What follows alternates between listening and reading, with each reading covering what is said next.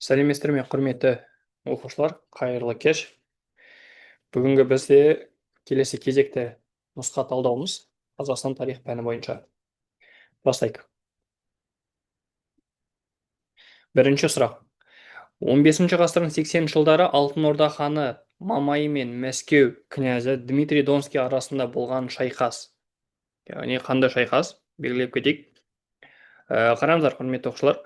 Жалпы бізде бұл кезеңде, яғни 1000, нақтырақ айтатын болсақ, 1380 жылы болған оқиға, 1380 жылы Мамай против Дмитрий Донский арасында болады. Осы кезде Дмитрий Донский жеңеді, Мамай жеңіліп қалады. Яғни бұл бізде оның алдында бір оқиға болған еді, Ұлы Дүрбелең кезеңі, яғни 1359 және де 1379 жылдар аралығында Алтын Ордада Ұлы Дүрбелең болған еді. Естеріңізде бар шығар, Ұлы Дүрбелең немесе Ұлы Алапат дейді. Яғни 20-дан астам хан, как раз оңай жаттауға, 59-79 плюс 20 деп жаттасаңыздар болады. Яғни 20 жылда 20 хан ауысқан еді, яғни өлді. Түсінікті ғой? Енді қараңыздар, бұл жерде 1380 жылы Дмитрий Донский жеңеді, потом одан кейінгі тағы да Мамайға жаңағы Әмір Темірдің көмегімен шабуыл жасайтын Тоқтамыс келіп тағы да добивать ететін еді. Яғни сонда жауабы бұл жерде қандай шайқас? Бұл шайқастың аты бізде оқушылар, ол бізде Куликово шайқасы деп аталады. Түсінікті ме? Куликово шайқасы, яғни сонда С варианты. Жалпы, құрметті оқушылар, жалпы бұл жерде бізде бір жайт бар, білу керек нәрселер. Мысалы, Алтын Орда 10-шы сыныптың кітабында, әрине 6 мен 10-шы сыныптың кітабында айтылады ғой бұл жерде Алтын Орда туралы. Жошы ұлысы Алтын Ордаға байланысты орыстармен қандай бір байланыс болды деген сияқты бір сұрақтар келеді. Мысалы, жалпы қашан бұл оқиға болды, қай кезде жаулап алды, баяғы моңғол шапқыншылығы естеріңізде бар шығар, яғни қазақ жеріне шабуыл жасаған 1219 бен 1224 жылдар аралығында қазақ жеріне шабуыл жасаған еді. Яғни Қазақстанның жеріне. И вот сол кезде Қалқа өзенінің бойында 1223 жылы Қалқа өзенінің бойында орыс қыпшақ қосылған әскерге, яғни орыс қосылған қыпшақ, яғни екеуі дос болды бұл жерде. Кімге қарсы болды? Яғни моңғолға қарсы болды. Вот осы кезде моңғолдарды басқарған, мысалы, жаңағы нояндары, ол кезде батырларды моңғолдарды ноян деп атайды. Жебе мен Сүбедей деген атақты батырлар болған еді. Вот осы екі батырларына тойтарыс бере алмайды, мыналар жеңіп кетеді, яғни мыналар жеңіліп қалады.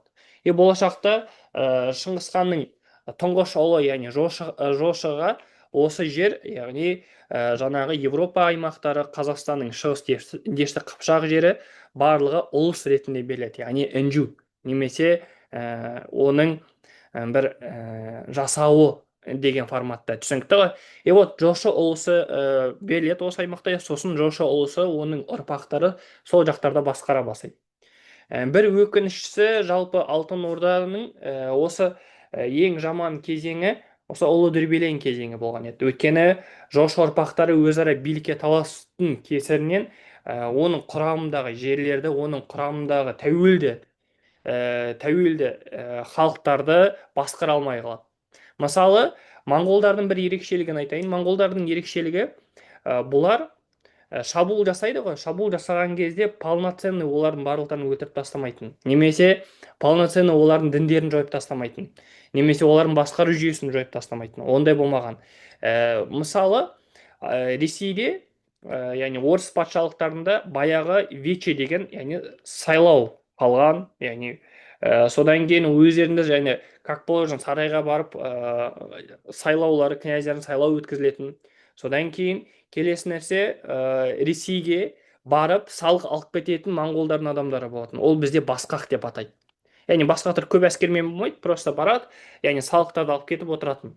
Сөйтіп жаңағы 1380 жылы Дмитрий Донскийдің арқасында, яғни Куликово шайқасында Мамайды жеңіп кетеді. Мамайды жеңгеннен кейін жаңағы кімдер, орыстар салық төлеуден бас тарта бастайды. Бірақ та 2 жылдан кейін 2 жылдан кейін 1382 жылы Тоқтамыс деген алтын орданың жаңағы жошының ұрпағы, нақтырақ айтатын болсақ Түй қожа деген болған еді. Яғни Маңғыстау аймақтарында сол жақта басшылық еткен. Сол Түй қожаның баласы осы Тоқтамыс не істеді? Осы Мәскеуге барып, Мәскеуді өртеп тастайды. Яғни Мәскеуді өртеген 1382 жылы кім десе Тоқтамыс. И содан бастап орыстар әлі күнге сол жақта болады. Тек қана оқушылар 1480 жылы ғана 1480 жылы ғана Угра деген өзеннің бойында шайқаста, яғни жеңіп шығады. Кімдер жеңеді? Орыстар. Яғни орыстар жеңді. Түсінікті ме? И содан бастап өздерінің тәуелсіздік, яғни тәуелсіздіктен құтылады да өздері тәуелсіз бола бастайды. Вот осындай бір 10-шы сыныптағы бір кішігірім информациялар бар. Тағы да бір басшы туралы айтады. Мысалы, Александр Невский деген бар. Александр Невский кезінде ешқандай да шабуылдар келмеді деп айтады. Мысалы, 1426 ма, қателеспесем, 1326 ма, сол уақыт аралықтарына дейін примерно ешқандай да жаңағы шабуылдар жасап отырмады деп айтады. Қателеспем, 1326 или сондай, в общем, шатасып отыр, немесе 1226, бір қарайсыздар. Жақсы, кеттік келесі. Давайте ананы өшіріп тастайық. Келесі сұрақ. 20-шы ғасырдың басындағы съездерде өткен жерлермен сәйкестендіріңіз. Жақсы, білетіндер бар болса белгілеп кетіңіздер. Жалпы оқушылар, біздер 20-шы ғасырдың басы енді қазақтар үшін өте бір напряженный кезең болды. Не үшін? Ол кезеңде біздің ұлт азаттық көтерілісіміз бар. Жалпы Ресейде үлкен бір оқиға болып жатыр. Ақпан төңкерісі болып жатыр. Ақпан төңкерісінен кейін монархия құлады, яғни бір сәл-пәл Ресей империясында хаос болып жатқан еді. Билікке, яғни кеңестер мен уақытша үкіметтер келе бастады. Яғни сондай бір кезең өтіп жатыр. Енді қараңыздар, мына жақта съездерді байланыстырыңыз дейді, яғни сәйкестендіріңіз дейді. Кім қай жақта қандай съезд болды? Мысалы, бірінші съезд, давайте төтенше жалпы мұсылмандық съезд туралы бір баяндайық, содан кейін ең соңында жауабын айтамыз. Төртінші, яғни төтенше жалпы мұсылмандық съезд, жалпы мұсылмандық, яғни сіздерге бір подсказка берейін. Егер де оқушылар мұсылман деген сұрақтар келетін болса, яғни мұсылмандық деген сөздер келетін болса, и қаланы сұрайтын болса, скорее всего, ол Ташкент емес. Яғни скорее всего, ол Қоқан. Не үшін? Қоқанда съезд өтеді. Қоқанда 1917 жылы бұл оқиға болады. Ешті нақтырақ айтатын болсақ, 1917 жылы, яғни 1917, 26, 29 қараша күндері. Бұл қараша, яғни съезд болады. Съезді жалпы 200-дей адам қатысады. Бұл съезді ашқан, яғни Мұстафа Шоқай болады. Мұстафа Шоқай съезд өткізеді, сол съезде яғни шешім бойынша Түркістан, яғни Түркістан автономиясы құрылады. Түсінікті ме? Яғни бұл бөлек болады. Түсінікті ме? Яғни бөлек өздерінің автономиясын құрып алған. Басшылығы, бірінші басшысы ол жаңағы Мұхамеджан Тынышпаев болады. Ал екінші, яғни орынбасары ретінде осы Мұстафа Шоқай болады. Бірақ та бір өкініштісі, бұл съезд, яғни бұл автономия ұзаққа бармайды. Өйткені Ресейде кеңестер бар, большевиктер бұл нәрсеге наразы болады. Яғни құрылатындай болатын болса, бір автономия, ол бәрібір де тек қана осы кеңестер, яғни кеңестік бағыттағы сондай аясында ғана құрылсын деп айтады. Сол үшін де, яғни оларға шабуыл жасалынады. Мысалы, 1917 жылы 6 мен 18 ғой, келесі жыл болады. 1918 жылы 6 мен қателеспесем 7 ақпан, яғни 6-дан 7 ақпанға қараған түні шабуыл жасайды. Қоқан қаласына шабуыл жасайды. Қоқанда халық саны 2 есеге азаяды. Түсінікті ме? Яғни бұл нәрсе жабылады. Бұл біріншісі. Окей, одан кейін бесінші Түркістан өлкелік съезі өтеді, оқушылар. Бесінші Түркістан өлкелік съез. Бұл жерде оқушылар Түркістан өлкелік съез не болады? Яғни нәтижесі қандай? Нәтижесінде, яғни бұл қашан болды? Біріншіден, давайте, бұл бізде 1918 жылы болады. 1918 жылы болады. Яғни 20 сәуір күнінен бастап 1 мамырға дейін. Яғни май айына дейін ғой. Вот осы аралығында болады, бір 10-11 күнде болады. Бұл съездің нәтижесі айтпақшы қай жақта болады? Әрине, ол Ташкент қаласында. Ташкент қаласында болады. И сосын жауабында не болады? Түркістан, яғни бұл съездің нәтижесі Түркістан автономиялық кеңестік социалистік республика құрылады. Яғни қараңыздар, егер де сөзде к деген әріп болатын болса, ол коммунизмдік, ол жерде ешқандай да дін жоқ. Яғни ол жерде атеизм. Түсінікті ғой? Мысалы, Түркістан автономиясында ол жерде діні ислам болды. Бізде жалпы Қазақстан тарихында 4 мемлекетті, 4 жақты айтамыз ғой. Бірінші Қараханнан бастайсыз, ислам діні мемлекеттік дін деп жариялаған, не официально бізде кітапта. Одан кейін Алтын Орда бар, Өзбек хан кезінде мемлекеттік дін ислам діні болады. Одан кейін Моғолстан деген бар, ол жақта да толық темір кезінде ислам діні мемлекеттік дін болады. Жалпы сонда Түркістан автономиялық кеңестік социалистік республика 1918 жылдан 1924 жылдар аралығына дейін өмір сүрген еді. Түсінікті ма? И потом сосын уже жан жаққа бөлініп кетеді. Келесі, соңғы біздегі екінші бүкіл қазақтық съезд, яғни ол бізде әрине нәтижесінде Алашорда автономиясы құрылады. Бұл қашан болды? Бұл бізде оқушылар 1917 жылы 5 және де 13 желтоқсан күндері, яғни съезд өтеді. Түсінікті ме? Бұл съезд бойынша бізде Алашорда автономиясы құрылады. Яғни нәтижесі Алашорда автономиясы. Алашорда автономиясы. Немесе Алашорда үкіметі деп келеді. Алашорда автономиясы, Алашорда үкіметі, өкінішке орай бұл нәрсені жабуға тура келеді. Өйткені 1920 жылы 9 қателеспесем наурыз, яғни 9 наурыз күні, яғни Ресейдегі жаңа кеңес үкіметінің шешімі бойынша мынаны жабу керек болады. Яғни бұл оқиға андай болып кетеді. Алашорда автономиясы мен 20 жылдар аралығында жалпы Ресейде азамат соғысы болған еді. Вот азамат соғысына байланысты бұлар ақтардың қасында болады, потом сосын ақтардан қызылдарға қарай ауысады. Ал қызылдар кешірім беру үшін олар өздеріне айтады, яғни сендер үкіметтеріңді жабасыңдар дейді. Ал бұл қай жақта болады? Бұл біздегі съезд әрине Орынбор қаласында. Өйткені Орынбор қаласында бізде не бар еді? Орынбор қаласында бізде баспасөз органы болып саналатын ол Қазақ газеті болған еді. Түсінікті ме? Жалпы бірінші бүкіл қазақтық съезд тоже 1917 жылы 21 мен 26 шілде күндері болады. Ол кездегі Алаш партиясы құрылады, яғни төрағалық ететін жаңағы Әлихан Бөкейханов болады. Түсінікті ме? Сонда жауаптарын қарайсыздар, яғни бізде бір А болу керек, яғни С вариантын сызып тастайсыз, Д вариантын сызып тастайсыз, и екінші С болу керек. Сонда жауабы Б варианты болады. Жақсы. Оқушылар, сәттілік, жақсы, кеттік. Келесі сұрақ. Көшпелілер өркениетін зерттеуде маңызды рөл атқаратын, яғни сала.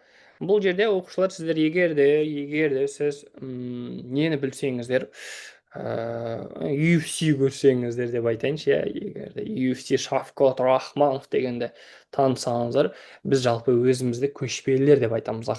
Шавкат Рахмановтың лақабатын намат деп атайды. Яғни намат. Шавкат Рахманов деп айтады, яғни номадистика, көшпелілерді зерттейтін біздегі сала осы. Нумизматика деген ол біздегі жаңағы валюталар, солар, теология, ол жаңағы діндер, мысалы, мен теологпын деп айтатындар бар ғой. Бұл жаңағы діндер болып саналады. Кеттік келесі. Бұлар особо қатты қозғалып керек емес. Кеттік келесі. Батыс моңғолдардың түркше атауы, қызық, батыс моңғолдардың түркше атауы.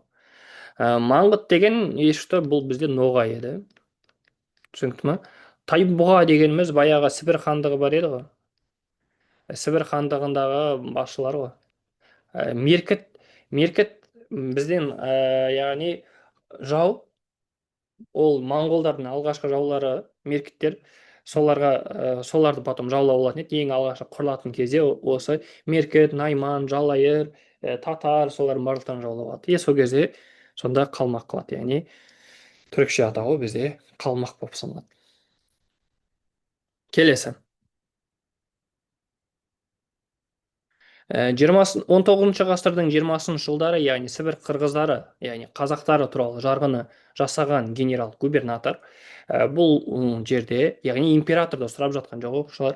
Естеріңізде бар ғой, мына лайфхак: бірінші Александр, екінші Александр, үшінші Александр деген адамдар бар еді ғой, жалпы Александрлар, осы Александрлардың бекіткен реформалары бар еді Қазақстан жерінде. Олар 1822-24-тегі ана ағылшындағы окей деген сөз естеріңізге түссін, не үшін окей? Орта жүзде 22-де хандық билік жойылады, 24-те кіші жүзде хандық билік жойылады.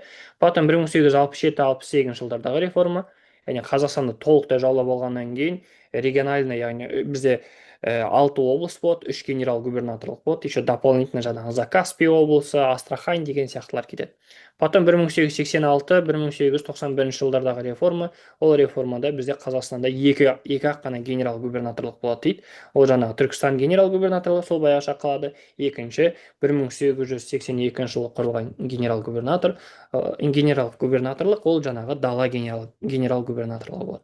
Енді сонда жалпы Сібір қырғыздары, яғни ол біздің алғашқы орта жүзге байланысты, яғни хандық биліктің жойылуына байланысты жасалған реформа. Басқару жүйесі округтік болады. Мұнан жобасын жасаған ол бізде Спиранский болады. Ал Эссен бізде Орынбор қырғыздары туралы, яғни 1824 жылы Орынбор қырғыздары туралы жарлық бойынша кіші жүзде хандық билік жойылады. Мысалы, мен сіздерге бір қызықты нәрсені айтайын. Яғни көп адамдар бізде ұмытып қала береміз ғой, адам болғандықтан. Бізде Орынбор қырғыздары, яғни қазақ даласында басқару жүйесінде сәл басқаша, өзгеше, яғни олар бөлек деп бөлінеді. Яғни бөлек, потом дистанция деп бөлінеді. Одан кейін бөлінеді, ауыл деп бөлінеді. Түсінікті ма? Ауыл деп бөлінеді. Ал бізде, құрметті оқушылар, біздің миымызда көбінесе, яғни 22-24-те басқару жүйесі тек қана округтік деп ойлауы мүмкін, бірақ ол тек қана орта жүзге байланысты. Округ, болыс және де келесі ауыл деген келеді. Түсінікті ма? Осы нәрсені сіздер біліп жүріңіздер, яғни шатасып кетпеңіздер. Кіші жүздегі Орынбор қырғыздары бойынша, яғни бөлік 3 бөлікке бөлінеді: батыс, шығыс, орта деп бөлінеді. Ал округтер бізде примерно 8-9 округтарымыз болған еді.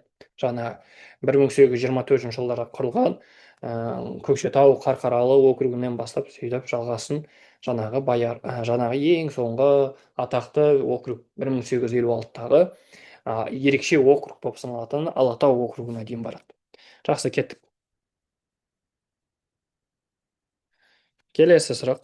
Орта ғасырларда қазақ даласында исламның таралуына ықпал еткен бағыт, яғни исламның таралуына себепші болған адам бұл негізінен, ол бізде Қожа Ахмет Яссауи атты біздің әулиеміз. Бұл кісінің атақты еңбегі бар. Диуани Хикмет, даналық кітабы деген. Даналық кітабы Диуани Хикмет деп айтылады. Бұл жердегі жауабы сопылық болады, яғни суфизм дейді. Суфизм. Жалпы сосын білесіздер ғой, Яссауи бұл әрине қайда туылған? Түркістанда. Яғни Түркістанның бұрынғы аты Яссы болған, орта ғасыр кезінде. Несториандық дегеніміз ол жаңағы христиан дінінің бағыты, христиан дінінің бағыты көбінесе жаңағы наймандар Қарақытай құрамында болған кезде осы христиан дінінің бағытын ұстанады. Сосын жайлап Қазақстан жеріне Жетісуға келген кезде христиан дінін тарата бастайды. Өйткені қарахандықтарды жаулап алады ол кезде. Манихейлік, Мани деген адамның құрметіне, яғни Иранда тоже пайда болған, зороастризм сияқты. Ол жерде, мысалы, сіздердің кітаптарыңызда былай келеді: музыка, би өнерлері дамыған деп келеді. Осы дін арқылы таралды деп. Ханбалилік ол тоже исламның бір бағыты. Келесі. Бұл енді ханбалилік сіздерге келмейді, тек осы 3 бағыты ғана сіздің тесттеріңізде бар. Келесі 1916 жылы көтеріліс барысында, яғни Торғай облысындағы арнайы құрылған мергендер бөлімін басқарған бұл кісінің құрметіне, есте что біліп жүріңіздер, бұл кісінің құрметіне сіздерде кітаптарыңызда, жалпы ютубта сериал бар еді, осы кісінің құрметіне ашылған. Ол бізде Кейкі батыр. Бізде қараңыздар, Жанқожа батыр мен Есет батыр, яғни бұлардың көтерілісі 19 ғасырда 50 жылдары болған еді. Жаңағы Сырдария бойындағы, Арал бойында осы хиуалықтарға, қоқандықтарға, патша үкіметіне қарсы осы 19 ғасырдың 50 жылдары болған еді. Амангелді мен Кейкі батыр сіздерден шатасып қалуы мүмкін, немесе Амангелді деп айтуларыңыз мүмкін, Торғай. Бірақ та Амангелді ол жалпы қолбасшы болды деп келеді Торғайдағы. Ал еще сосын тағы да оларда хан деген бар еді. Қыпшақтан шыққан хан Нияз бидің немересі, ол бізде Әбдіғафар Жанбосынов деген болады. Жанбосынов. Сіздерге бір қызықты айтайын, қызық деректі айтайын ба? Амангелді имановтың атасы Иман деген батыр бар ғой. Иман, Ағыбай, Бұхарбай деген адамдар бар. Естеріңізде бар болса, Ағыбай, Иман, Бұхарбай деген батырлар Кенесарының жеке отрядтарын басқарған еді. Яғни Кенесарының батырлары. Кенесарының қолдаған батырлар деп осы Иман, Ағыбай, Бұхарбайды айтады. Сосын тағы да ұлы жүзден Сұраншы, Байсейіт, Тайшыбек дегендер, яғни ол ұлы жүзден кететіндер. Осындай бір қызықты кішігірім жай талдау болды. Кеттік келесі. Кіші жүзде Ресейдің қол астына алу туралы қол қойған патша, яғни кіші жүздің Ресейге қол астына бізде 1731 жылы кіреміз. Яғни Майтөбеде даже ант қабылдайды. Бұны ант қабылдату үшін Тевкелев деген елшіні жібереді. Қазақтар оған теуіп кел деп қойған еді, өйткені незваный гость болды, ешкім білмей алады. Бұл қабылдады бізде Анна Иоанновна. Өйткені Анна Иоанновнаға Петербургқа бізде 1730 жылы Әбілқайыр 2 елшіні жібереді. Ол бізде яғни Қойдағұл мен Қоштайұлы деген екі Қойдағұлұлы және де Қоштайұлы. Осы 2 елшіні жібереді Ресейге қосылуға байланысты. Түсінікті ма? Содан бастап біз 31-де Тевкелев 29 старшымен Әбілқайырдан ант қабылдайды. Яғни сөйтіп официально біздер Ресейге қарай қосылып кетеміз. Содан бастап біздің тарихымыз басталады. Именно Ресей империясы, яғни патшалықтың құрамындағы деген. Жақсы, жалғастырамыз. 1867-1868 жылдары реформа бойынша Түркістан генерал-губернаторлығы, яғни келіссөз жүргізуге рұқсат берілген елдер. Бізде оқушылар, елдер, ол бізде Иран болу керек ішінде, сосын Қытай болу керек. Түсінікті ма? Жауабы да варианты. Соған байланысты еще 2-5 сом төлеген, яғни түтін салығы. Бұл жерден де тоже не ғой, Ресей енді ақша алып отыру керек па? Сауда-саттық жасайды, Қазақстан жерінен сатады. Бізде қазақтар, оларға ақшамыз жоқ, біз көбінесе айырбас сауда арқылы жасайтынбыз. Біз көбінесе Қытайдан атақты біз заттар сатып алатынбыз, ол бізде шай болып саналады. Яғни Қытайдан алатынбыз осыны. Ал қазақтар біздер сол заманда өзіміздің нені сата алдық, біз тек қана сата алдық. Көбінесе тері өнімдері, жалпы мал өнімдері, оның ішіндегі еті бар, малдың өзі бар, немесе терісі бар деген сияқты. Келесі сұрақ, бізде Біріккен ұлттар ұйымына мүшелікке, яғни БО деп келеді ғой. Яғни Біріккен ұлттар ұйымына мүшелікке кіреді бізде 2 наурыз күні 92 жылы. Түсінікті ме? Жалпы оқушылар біздер тағы да ұйымдарға кірген едік. Мысалы, дәл осы жылы, яғни Еуропалық қауіпсіздік ынтымақтастық ұйымына кірген едік. Бізде 1992-де кіреміз. Түсінікті ме? 92-де Еуропа қауіпсіздік ынтымақтастық ұйымына кіреміз. Сосын Ислам конференциялық ұйымына кіреміз. Ислам конференциялық ұйымына 1995-те кіреміз мысалы.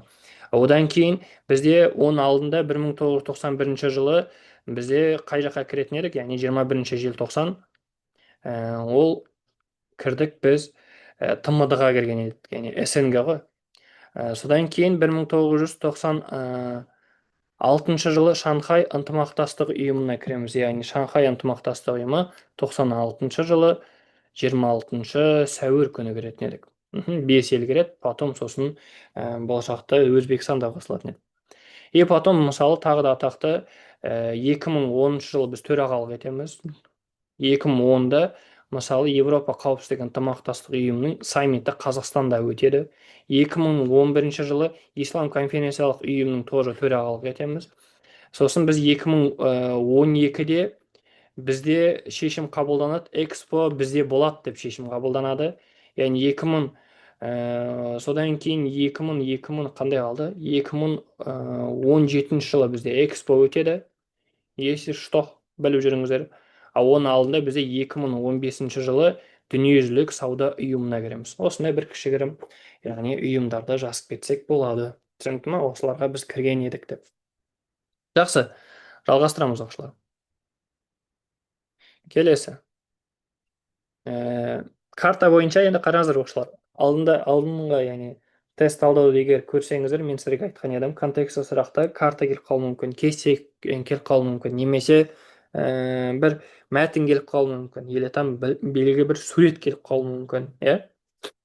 Енді қараңыздар, сұрақ мынадай деп тұр: картаны және тарихи білімдеріңізді пайдаланып, орталық Қазақстандағы оқшауланып тіршілік еткен сақ тайпасын табыңыздар дейді. Қараңыздар, сонда жауабы қайсы болады?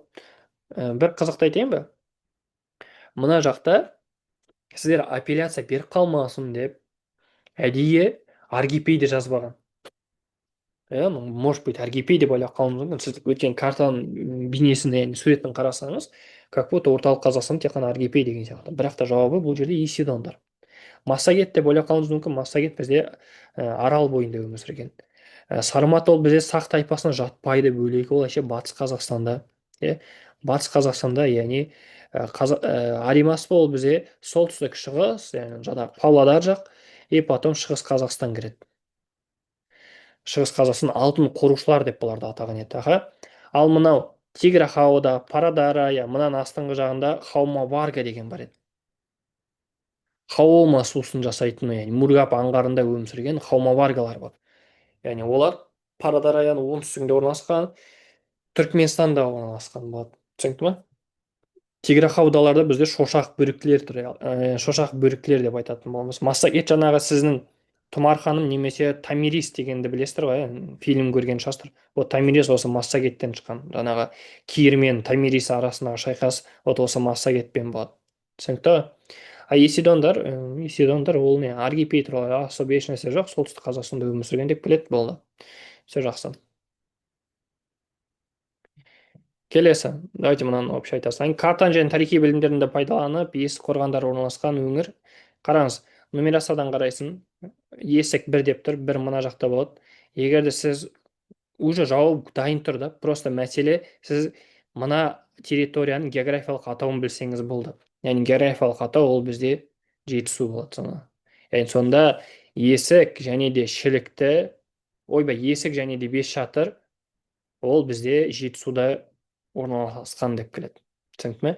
Біздегі есік қорғандары, бесшатыр қорғандары, олар атақты біздің қорғандарымыз. Мысалы, есікті 1969 жылы Кемел Ақышев деген бар еді, атақты. Вот осы біздің археолог Кемел Ақышев тұңғыш алтын адамды табады. Түсінікті ме? Келесі бізде картаны және тарихи білімдеріңізді пайдаланып, солтүстік батыс Қазақстандағы темір дәуірінің қорғанын атаңыз дейді. Мен сіздерге бір қызықты дерек айтайын. Жауабы Күмісай, что өйткені солтүстік батыс ол примерно мына территория. Яғни солтүстік батыс болатын болса ол Күмісай. Бір қызықты айтайын, Күмісай туралы сіздердің кітаптарыңызда 10-шы сыныптың кітабында ешнәрсе айтылмаған. Тек қана картада бейнеленген ғана болды. Так что басқа артық сұрақ келе алмайды Күмісайға байланысты. Окей, кеттік. Келесі.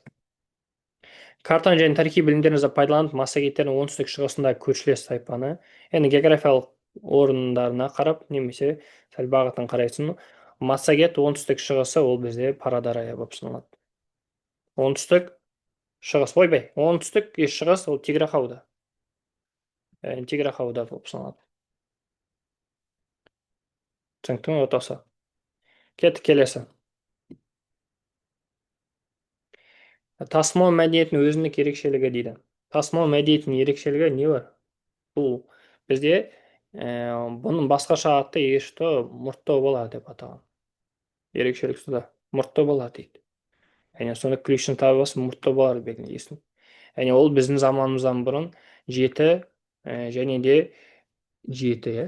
Шатасып кеттім бе деп ойлағам. 7 мен 2 ғасырға тән, 3 ғасырға тән. Яғни БЗБ, біздің заманымыздан бұрын. Мұртты балаларда бір ерекшелік адам, оның қасында жылқы жерленеді. Ерекшелігі сондай болған. Адам мен жылқы бірге жерленген. Жақсы. Келесі сұрақ. Опа, келесі сұрақ индустрияландыруға байланысты 1931 жылы, яғни іске қосылған темір жолды көрсетіңіз дейді. Енді қараңыздар, мына жақта бізде жауабы атақты біздің темір жолымыз, ол Түркістан Сібір, яғни 1927-де басталады и 31-де аяқталады. На самом деле ол примерно 32-де, 33-ке қарай, яғни 5 жылда біту керек, 5 жылда біту керек нәрсе. Бірақ та Сталин билікке келген кезде не деп айтады? Біз Европадан, батыс елдерінен біршама 100 жылға артта қалып қалдық. Сол үшін де 10 жылда бітетін нәрсе 5 жылда бітсін, 5 жылда бітетін нәрсе 4 жылда бітсін. Сөйтіп, яғни ускоренный түрде тезірек бітіріңіздер деп айтады. Соған байланысты Түркістан Сібір темір жолында мысалы 100 мыңдай жуық адам қатысады. Сондай бір хабарымыз болсын. Түсінікті ғой? И басшылықтары Шатов, инженері Мұхамеджан Тынышбаев, келесі жаңағы орынбасары Тұрар Рысқұлов болады. Sonra ауызша айтып кеткен үшін. Кетті келесі. Қайта қалпына келтірілген комбинаттар. Қайта келген комбинаттар ол бізде Қарсақпай, Риддер, сіздердің кітаптарыңызда жазылған, Қарағанды көмір. Қарағанды көмір. Үшеуін айтасыздар. Түсінікті ма? Жақсы.